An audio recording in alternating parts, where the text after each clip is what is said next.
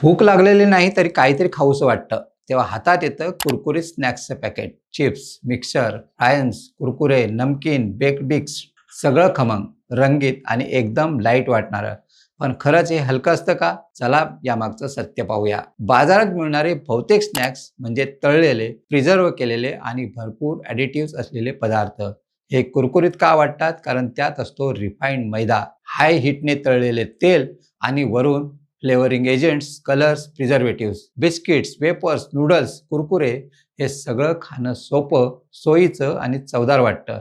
पण त्यात palm oil, flavour एन्हान्सर्स, Ajinomoto, अतिसाखर आणि मीठ यांचं जबरदस्त प्रमाण असतं.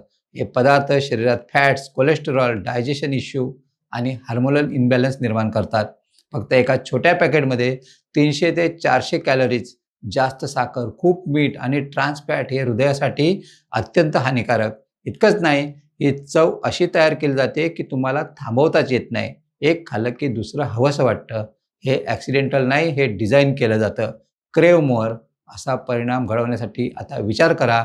दररोज थोडंसं कुरकुरीत खाणं काही दिवसांनी कोलेस्टेरॉल, ॲसिडिटी, ब्लोटिंग आणि वजन वाढीचं कारण बनतं. मग खायचं तरी काय? कुरकुरीतच हवंय? मग घरी भाजलेले मखाणे, हरभरा किंवा मूग डाळ, चिवडा, ओल्या नारळात तिखट मीठ घालून खाल्लं तरी भारी. किंवा भूक लागलीच आहे तर फळं, सूप, ताक हे शरीरासाठी चांगले पर्याय आहेत. कुरकुरीत पदार्थ खूप पटापट संपतात, पण त्याच्या सवयी शरीर लवकर संपवतात.